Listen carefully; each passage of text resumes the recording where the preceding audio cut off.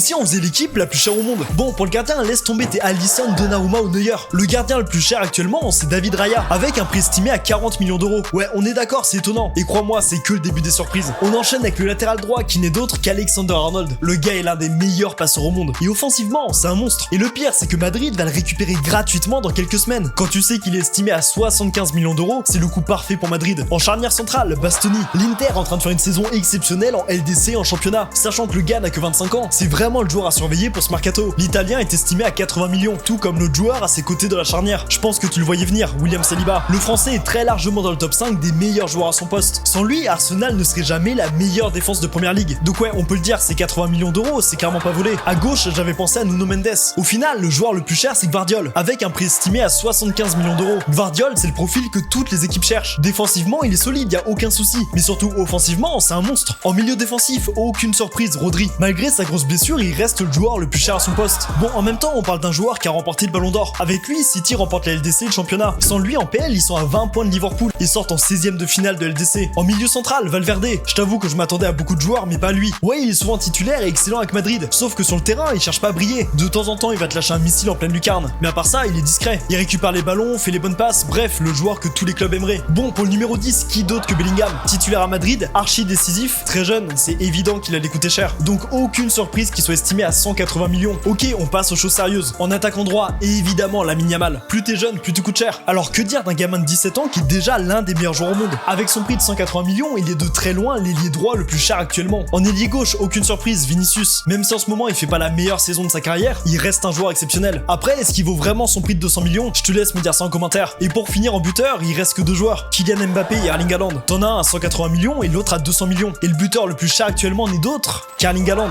Donc si tu veux te faire l'équipe la plus chère au monde, prépare-toi à débourser la somme de presque 1,4 milliard d'euros. Si tu veux plus de vidéos comme ça, abonne-toi, on est bientôt 100 000.